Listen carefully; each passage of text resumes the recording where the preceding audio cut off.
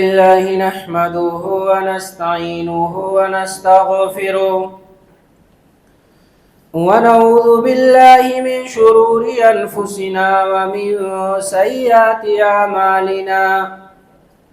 من يهده الله فلا مضل له ومن يضلله فلا هادي له وأشهد أن لا إله إلا الله وأشهد أن محمدا عبده ورسوله يا أيها الذين آمنوا اتقوا الله حق تقاته ولا تموتن إلا وأنتم مسلمون يا أيها الناس اتقوا ربكم الذي خلقكم من نفس واحدة وخلق منها زوجها وبث منهما رجالا كثيرا ونساء واتقوا الله الذي تساءلون به والأرحام إن الله كان عليكم رقيبا يا أيها الذين آمنوا اتقوا الله وقولوا قولا سديدا يصلح لكم أعمالكم ويغفر لكم ذنوبكم ومن يطع الله ورسوله فقد فاز فوزا عظيما أما بعد فإن خير الحديث كتاب الله وخير الهدي هدى محمد صلى الله عليه وسلم وشر الأمور محدثاتها وكل محدثة بدعة وكل بدعة ضلالة وفي رواية كل ضلالة في النار فأعوذ بالله السميع العليم من الشيطان الرجيم بسم الله الرحمن الرحيم لتجدن أشد الناس عداوة للذين آمنوا اليهود وقال النبي صلى الله عليه وسلم كما رواه عبد الرحمن بن ليلى أنه قال كان سهل بن هنيف وقيس بن سعد قائدين بالقادسية فمروا عليهما بجلاب جنازة فقاما فقيل لهما إنه من أهل الأرض أو من أهل الذمة فقال إن النبي صلى الله عليه وسلم مرت به جنازة فقام فقيل له إنه من أهل الأرض فقال أليست نفسا أو كما قال النبي صلى الله عليه وسلم صدق الله العظيم وصدق رسوله النبي الكريم ونحن على ذلك لمن الشاهدين والشاكرين والحمد لله رب العالمين.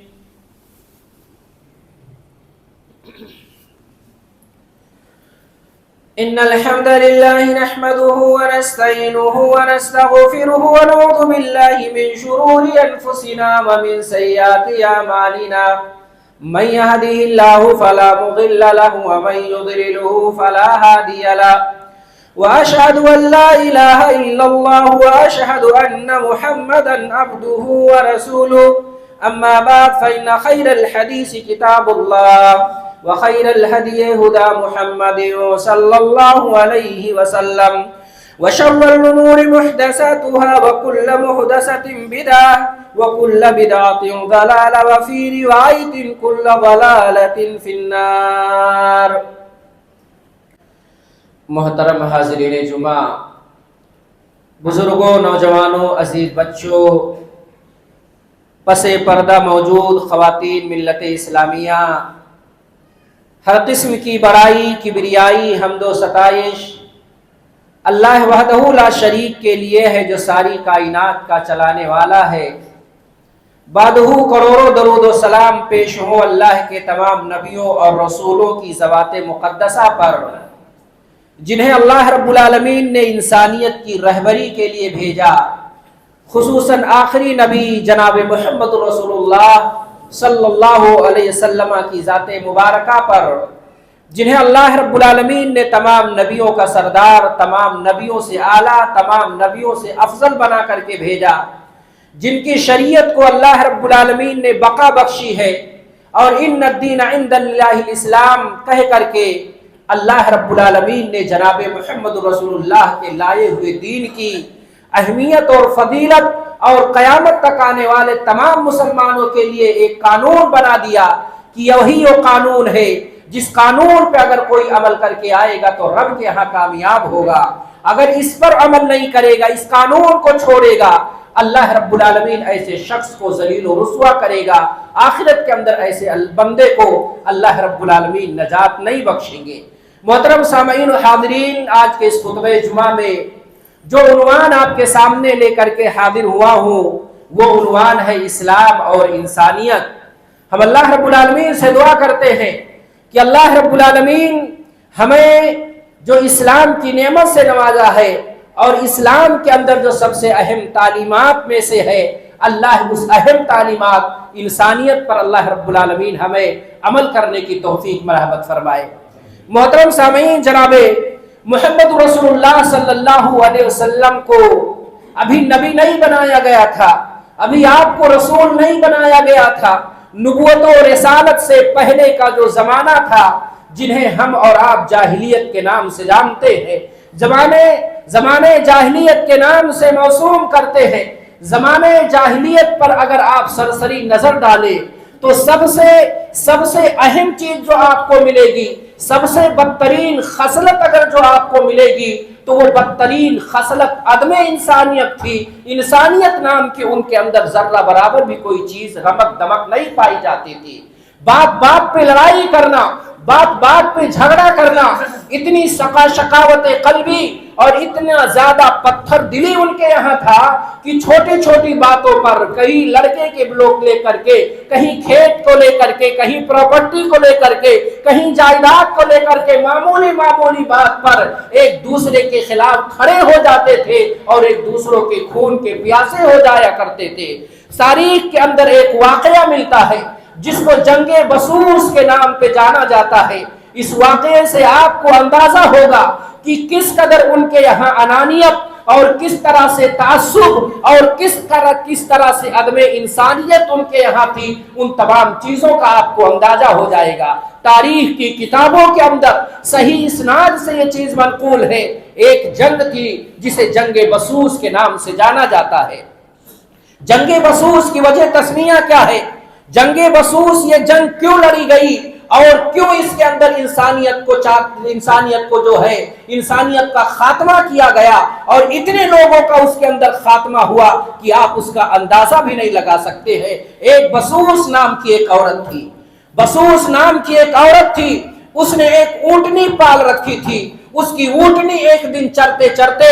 کلیب نامی آدمی کے چراگاہ کے اندر چلی جاتی ہے۔ کلیب وہ آدمی تھا جو چڑیوں کا بڑا شوقین تھا، چراگاہ بنایا ہوا تھا۔ چراگاہ کے اندر اس نے جو ہے پرندے پال رکھے تھے، اس کے گھونسلے تھے، پرندوں کے انڈے تھے وہاں پہ۔ اونٹنی کھیت کے اندر جاتی ہے، چراگاہ کو چرتی ہے اور پرندوں کے انڈوں کو نقصان پہنچا دیتی ہے۔ جب کلیب کو پتا چلا کہ ایک اونٹنی آئی ہے، اس کے چراگاہ کو تباہ و برباد کر رہی ہے، وہ اپنے گھر سے آتا ہے، تیر لے کر کے آتا ہے اور تیر سے جو ہے اونٹنی کے تھن پہ وار کرتا ہے، اور جس کی وجہ سے اونٹنی ہلاک ہو جاتی ہے، وہ اونٹنی مر جاتی ہے۔ مدد کے لیے بسوس نامی عورت نے اپنے بھائی جساس کو بلایا۔ اس کا بھائی جساس آتا ہے اور اس کے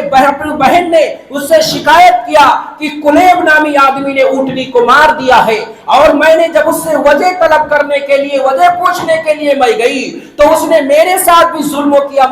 کیا، اس نے مجھ کو بھی مارا ہے۔ اب جساس یہ بھائی ہے، بسوس کا بھائی ہے، یہ طیش میں آتا ہے اور طیش میں جا کر کے جو ہے کلیب کا خاتمہ کر دیتا ہے، اس کے گردن کو اس کے جسم سے جدا کر دیتا ہے۔ بہرحال جب دونوں قبیلے والوں کو پتا چلا، ایک طرف خزاعہ کا قبیلہ ہے، ایک طرف بنو بکر کا قبیلہ ہے، ایک طرف سے کلیب کے حامی ہے، دوسرے طرف جساس کے حامی ہے، دونوں قبیلوں میں لڑائی چھڑ جاتی ہے۔ ایک سال یہ لڑائی نہیں چلی، 2 سال نہیں چلی، مسلسل 40 سال تک یہ لڑائی چلتی رہی۔ اور ہوا یہ، کبھی بنو بکر کا قبیلہ جب غالب ہوتا تو بنو خزاعہ کی عورتوں کو قیدی بنا کر کے ان کے ساتھ نازیبہ حرکات کرتے، اور یہی بنو بکر اور بنو خزاعہ کے درمیان جب ایک دوسرے پہ ایک دوسرا غالب ہوتا تو اس کی عورتوں کے ساتھ بے حیائی کرتا، ان کو قیدی بنا کر کے اپنے اندر میں رکھتا تھا۔ یہ جو ہے معاملہ چلتا رہا، 40 سال تک یہ معاملہ چلتا رہا۔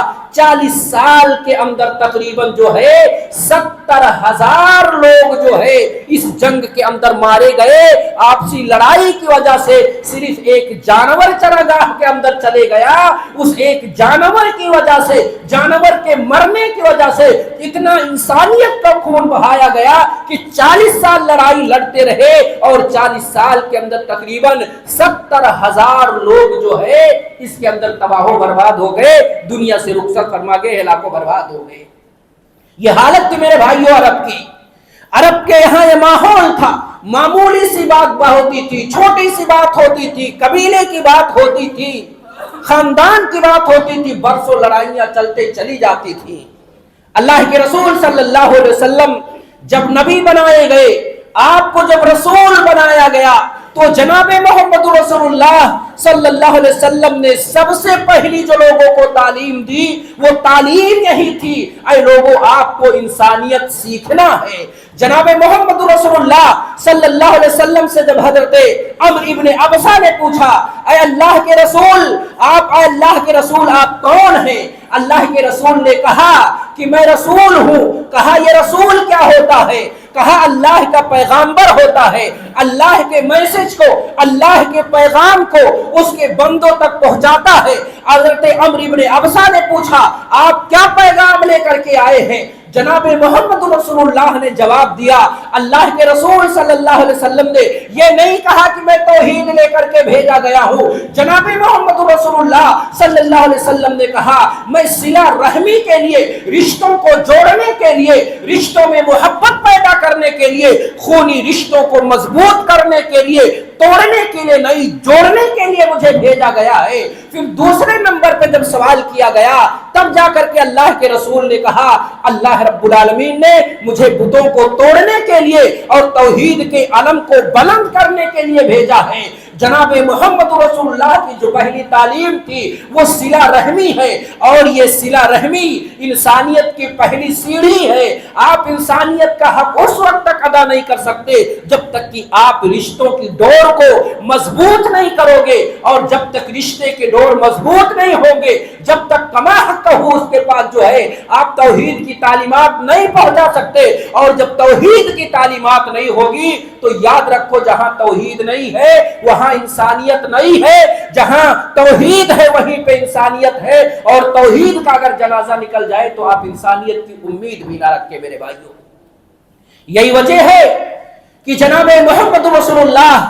صلی اللہ علیہ وسلم پر جب قرآن کریم کی آیت نازل ہوتی ہے، اللہ رب العالمین نے، ابھی زمانہ جاہلیت کے قریب ہے، اللہ رب العالمین قرآن کریم کی آیت نازل کر رہا ہے، یا ایھا الناس انا خلقناکم من ذکر و انثی وجعلناکم شعوبا وقبائل لتعارفوا، اے لوگو ہم نے تم لوگوں کو ایک باپ اور ایک ماں سے پیدا کیا ہے، ایک مذکر اور ایک مؤنث سے پیدا کیا ہے، اور ہم نے تم کو قبیلوں اور خاندانوں میں بانٹا ہے تاکہ تم ایک دوسرے کو پہچان سکو، ایک دوسرے سے متعارف ہو سکو۔ یہ انسانیت ہے نہیں ہے تو اور کیا ہے میرے بھائیوں؟ اللہ یاد دلا رہا ہے، اے انسانیت کے دشمن، اے اپنے بھائی کے دشمن، اے قبیلہ دوسرے قبیلے کا جو دشمن بنا ہوا ہے، اللہ رب العالمین انہیں شعور دلا رہا ہے کہ جس بھائی کو تم قتل کر رہے ہو، جس بھائی کو مار رہے ہو، جس ماں کی عزت کو تار تار کر رہے ہو، جس بہن کی عزت کو نیلام کر رہے ہو،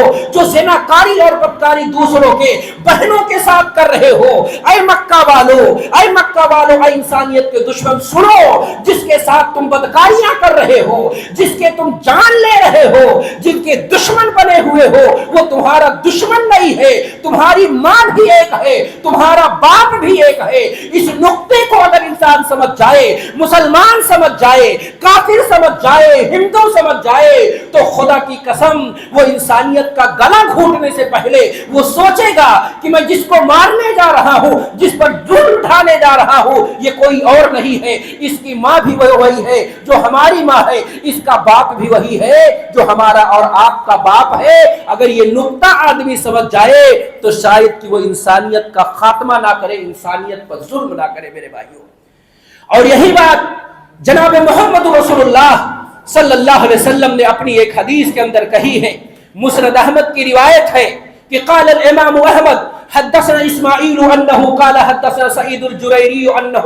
حدثنا سعید الجریری عن ابی نضر انه قال سمعت انه قال حدثني من حفظ خطبة النبي صلى الله عليه وسلم في وسط ايام التشريق فقال يا ايها الناس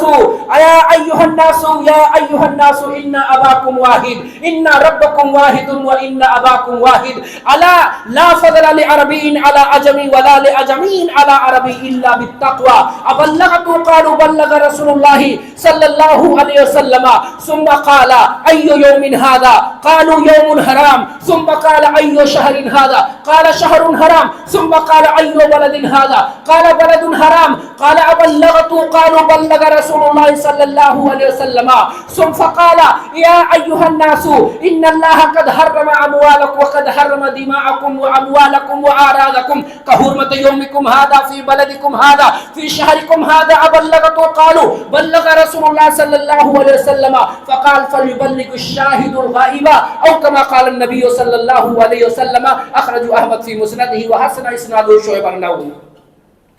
حضرت امام احمد بن حنبل بیان فرماتے ہیں کہ مجھ سے حدیث بیان کیا ہمارے استاد اسماعیل نے، اور اسماعیل کہتے ہیں کہ ہم سے حدیث بیان کیا سعید جریری نے، سعید جریری کہتے ہیں مجھ سے ابو نضرہ نے بیان کیا، ابو نضرہ کہتے ہیں مجھ سے یہ حدیث ان لوگوں نے بیان کی جنہوں نے جناب محمد رسول اللہ کے خطبے کو حجۃ الوداع کے موقع پر ایام تشریق میں سنا تھا۔ اللہ کے رسول کہتے ہیں اے لوگوں سنو، تمہارا رب ایک ہے، تمہارا باپ ایک ہے، کسی عربی کو کسی عجمی پہ، کسی عجمی کو کسی عربی پہ، کسی کالے کو کسی گورے پہ، کسی گورے کو کسی کالے پہ فضیلت حاصل نہیں ہے۔ فضیلت اگر کسی کو حاصل ہے، مقام اگر کسی کو حاصل ہے، برتری اگر کسی کو حاصل ہے تو وہ تقویٰ کی بنیاد پہ ہے۔ جو رب کا متقی ہوگا، رب سے ڈرنے والا ہوگا، جس کے دل میں رب کی خشیت ہوگی، اس کا مقام رب کے یہاں بڑا ہے۔ وہ دنیا کے اندر کتنا بھی بڑا بنتا رہے، اگر اس کے پاس تقویٰ نہیں ہے تو وہ اللہ کے نگاہ میں گرا ہوا ہے، اس کا مقام اور مرتبہ رب کے نگاہ میں نہیں ہے میرے بھائیوں۔ اور اللہ رب العالمین نے جب یہ کہہ دیا یہ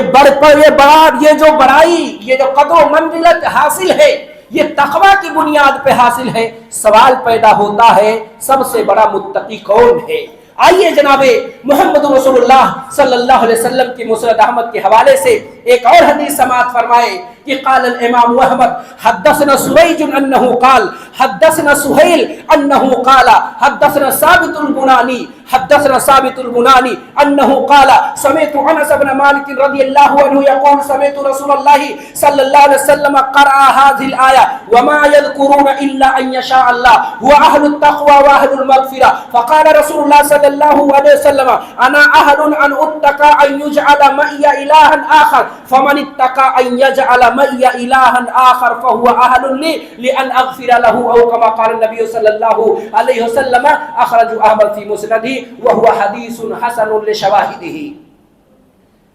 حضرت امام احمد بن حنبل بیان فرماتے ہیں، وہ اپنی سند کے ساتھ حدیث لے کر کے آتے ہیں۔ حضرت انس بن مالک رضی اللہ تعالیٰ عنہ بیان فرماتے ہیں میں نے اللہ کے رسول صلی اللہ علیہ وسلم کو بیان فرماتے ہوئے سنا، اللہ کے رسول صلی اللہ علیہ وسلم ذکر کر رہے ہیں قرآن میں اللہ رب العالمین نے جو یہ فرمایا کہ ہوا اہل التقوی و اہل المغفرہ، کہ یہی اہل تقوی ہیں، یہی اہل مغفرت ہیں، یہی متقی ہیں اور یہی اللہ کے ہاں نجات پانے والے ہیں۔ جناب محمد رسول اللہ نے اس آیت کریمہ کی تلاوت کی اور تلاوت کرنے کے بعد جناب محمد رسول اللہ نے اس کی تشریح کرتے ہوئے کہا اللہ رب العالمین کہہ رہا ہے کہ اے لوگوں میں اس بات کا حق رکھتا ہوں کہ میرا کسی کو پارٹنر نہ بنایا جائے، میرا کسی کو میرے ساتھ شریک نہ ٹھہرایا جائے۔ جس نے مجھے شراکت سے پاک کر دیا، پارٹنر سے پاک کر دیا، ساجھی سے پاک کر دیا، اللہ کے رسول فرما رہے ہیں، اللہ فرما رہا ہے وہ اس بات کا حق رکھتا ہے کہ میں ایسے انسان کو معاف فرما دوں، ایسے انسان کی گناہوں کی مغفرت اور بخشش فرما دوں۔ یہ حدیث بتلا رہی ہے ہر کوئی متقی نہیں ہے، ہر کوئی رب کے یہاں مقام نہیں پا سکتا۔ رب کے یہاں مقام پانے کے لیے ضروری ہے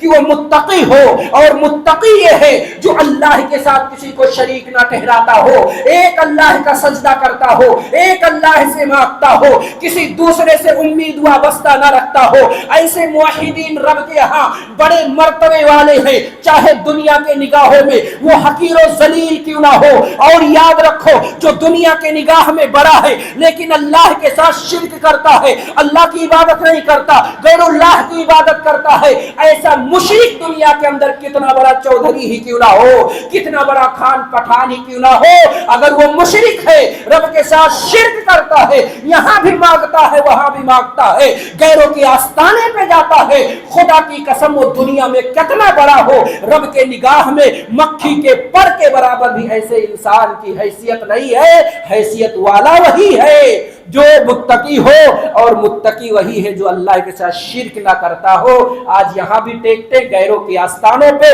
یہاں سے مانگو عبد القادر جیلانی کے دربار سے مانگو، سید بدوی کے دربار سے مانگو، خدا کی قسم یہی شرک ہے۔ اور ایسے مشرک رب کے نگاہ میں ذلیل ہے، رسوا ہے، وہ دنیا کے اندر کتنے بھائی اپنے آپ کو بڑا تصور کرتے رہے۔ میرے بھائی اللہ کے رسول صلی اللہ علیہ وسلم نے آگے فرمایا، کہا کہ تمہارے مومنوں سنو، تمہارے اموال ایک دوسرے کے لیے حرام ہے، تمہاری عزتیں ایک دوسرے کے لیے حرام ہے۔ اور اسی طرح سے اللہ کے رسول صلی اللہ علیہ وسلم نے کہا کہ ایک دوسرے کی عزتیں، جیسے آج کا یہ دن حرمت والا ہے، یہ مہینہ حرمت والا ہے، یہ شہر جو ہے حرمت والا ہے، اے مومنو ایسے ہی تمہارے درمیان جو ہے ایک دوسرے کا خون حرام ہے، ایک دوسرے کو مارنا درست نہیں ہے، ایک دوسرے کی عزتوں کو نیلام کرنا درست نہیں ہے، ایک دوسرے کے مال کو ناجائز طریقے سے ہتھیانا، ناجائز طریقے سے غصب کرنا۔ اللہ کے رسول صلی اللہ علیہ وسلم نے ان تمام چیزوں کو حرام قرار دیا، اور اللہ کے رسول نے اس کو تشبیہ کس سے دیا، کہا جیسے یہ حرمت والا مہینہ ہے، یہ حرمت والا شہر ہے، ایسے ہی مسلمانوں تمہارے اوپر ایک دوسرے کا خون حرام ہے، اسے بہانا جائز اور درست نہیں ہے میرے بھائیوں۔ پھر اللہ کے رسول صلی اللہ علیہ وسلم نے کہا کیا میں نے پہنچا دیا؟ صحابہ نے جواب دیا اے اللہ کے رسول آپ نے پہنچا دیا۔ جناب محمد رسول اللہ نے کہا کہ جو یہاں پہ حاضر ہے وہ غائب یعنی جو غیر موجود ہے ان تک میری بات کو پہنچا دے۔ جناب محمد رسول اللہ صلی اللہ علیہ وسلم نے یہ حکم اپنے صحابہ کرام کو دیا میرے بھائیوں۔ اسی لیے قرآن نے کہا، اللہ رب العالمین قرآن میں فرماتا ہے من قتل نفسا بغیر نفس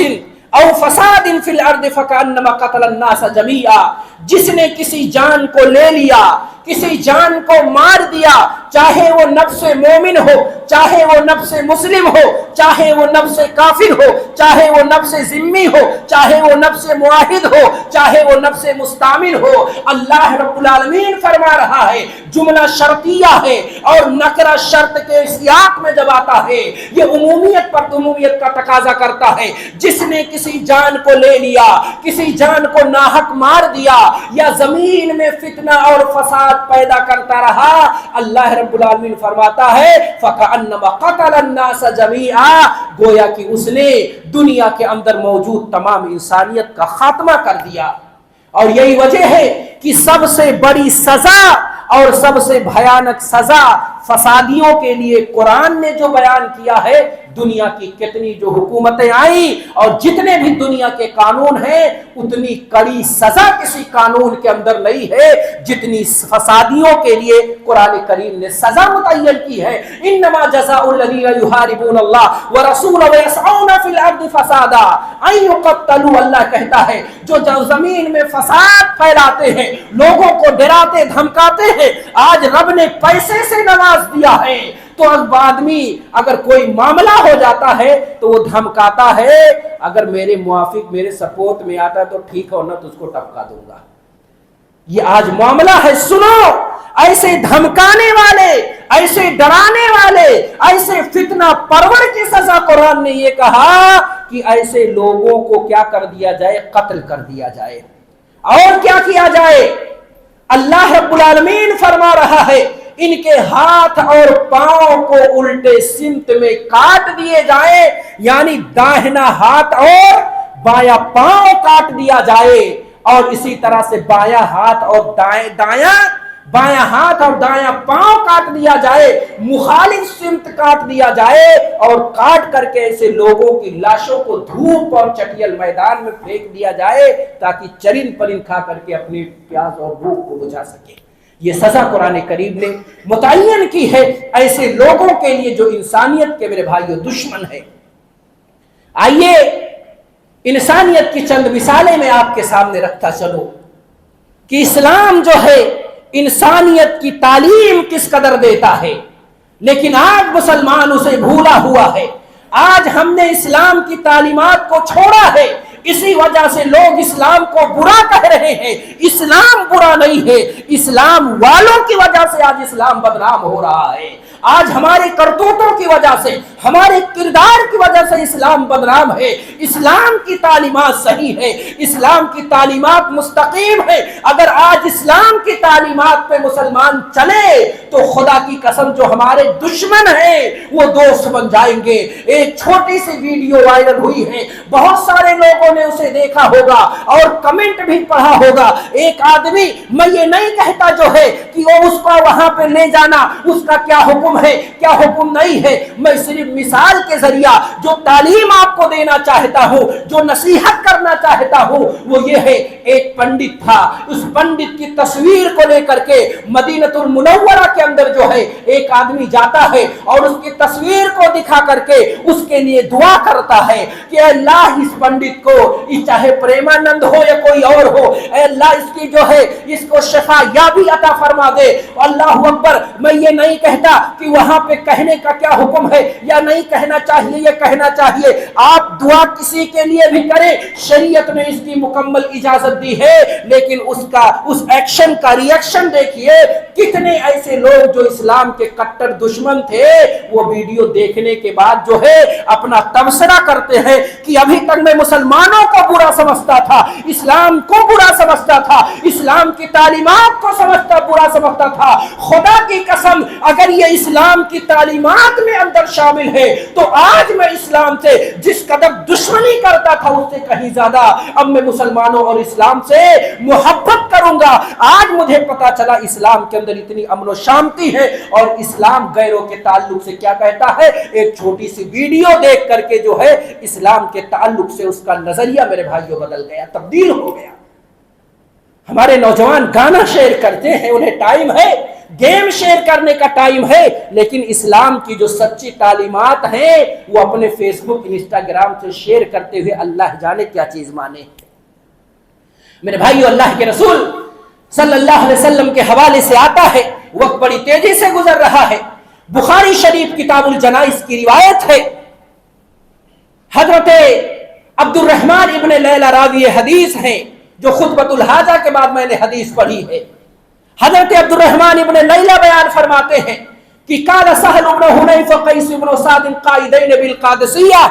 کہ حضرت سہل ابن حنیف اور حضرت قیس ابن سعد یہ قادسیہ کے اندر بیٹھے ہوئے تھے. فمروا علیہما بجنازہ, ان دونوں کے پاس سے ایک جنازے کا گزر ہوا, وہ دونوں جنازہ دیکھ کر کے کھڑے ہو جاتے ہیں. لوگوں نے کہا یہ یہودی کا جنازہ جا رہا ہے, لوگوں نے کہا یہ ذمہ کا جنازہ جا رہا ہے، اہل ارض کا جنازہ جا رہا ہے، آپ لوگ کھڑے ہو جاتے ہیں۔ دونوں صحابی کہتے ہیں ان النبی صلی اللہ علیہ وسلم، سنو اللہ کے رسول صلی اللہ علیہ وسلم کے بعد، مر بجنازہ، اللہ کے رسول کے پاس ایک جنازے کا گزر ہوتا ہے، اللہ کے رسول نے جنازے کو دیکھ کر کے اللہ کے رسول کھڑے ہو جاتے ہیں۔ رسول محترم سے کہا گیا یہ دشمن کا جنازہ جا رہا ہے، یہودی کا جنازہ جا رہا ہے، جن یہودیوں کے بارے میں قرآن نے کہا لَتَجِدَنَّ أَشَدَّ النَّاسِ عَدَاوَةً لِلَّذِينَ آمَنُوا الْيَهُودَ، کہ مسلمانوں کے سب سے بڑے دشمن اگر کوئی ہے تو یہ ہمارے بھائی نہیں ہے،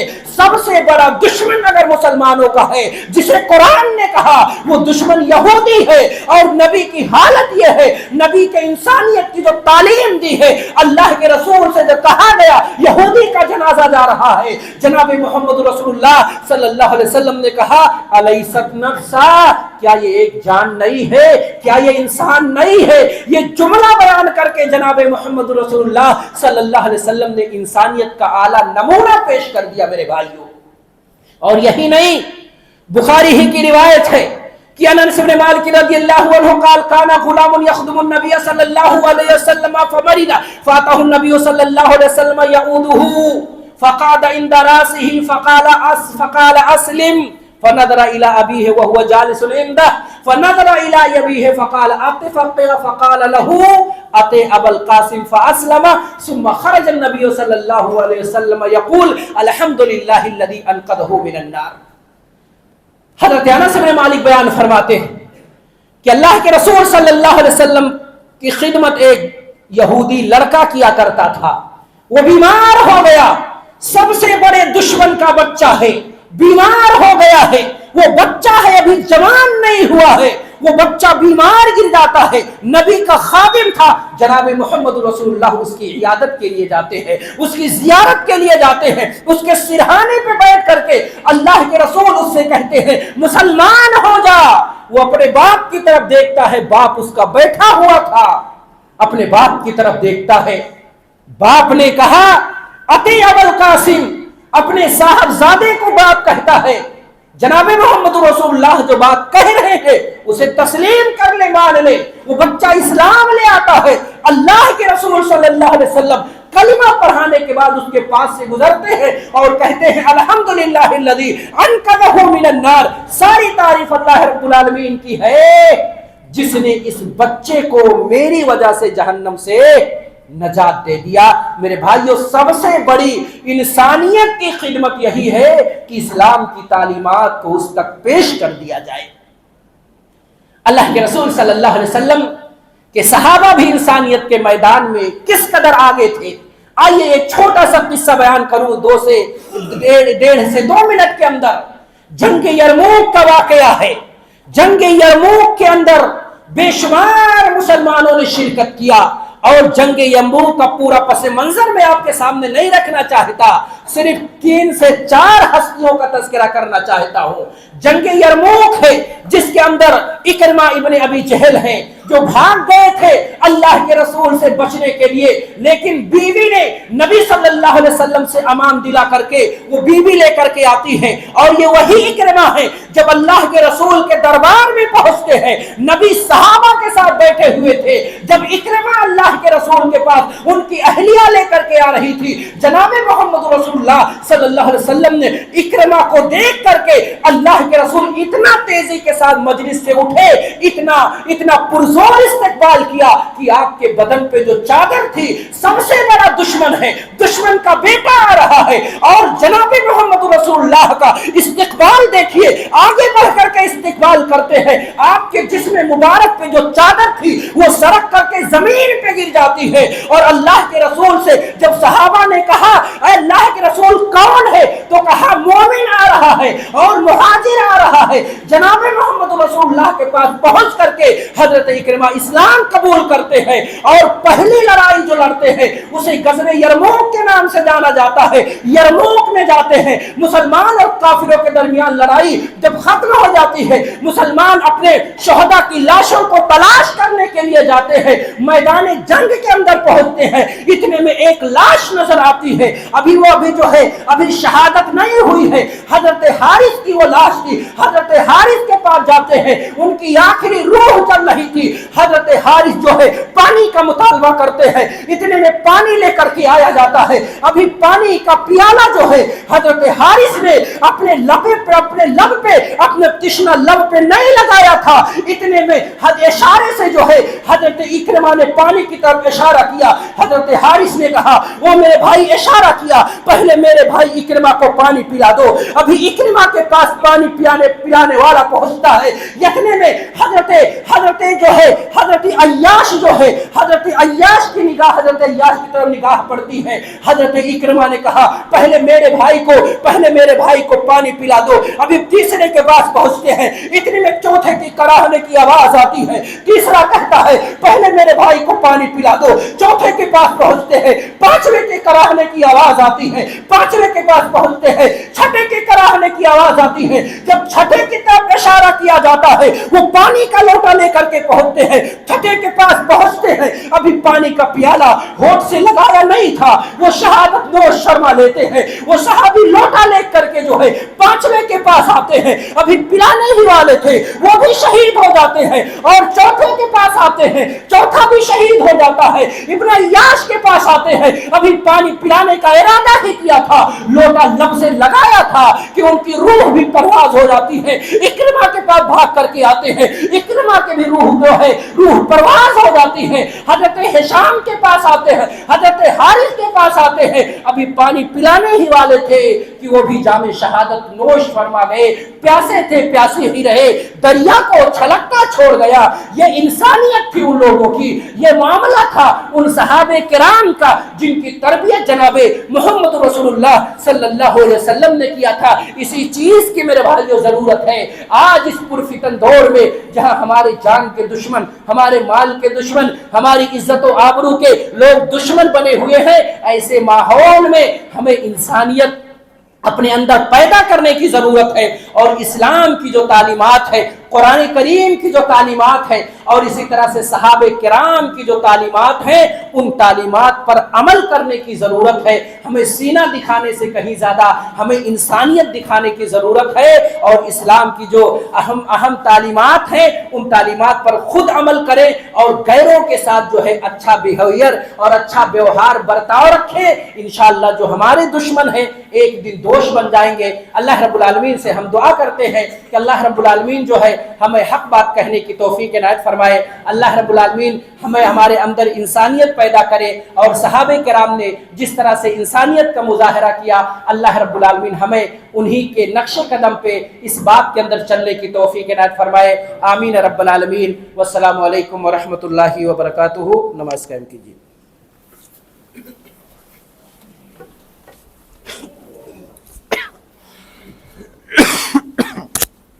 اللہ اکبر.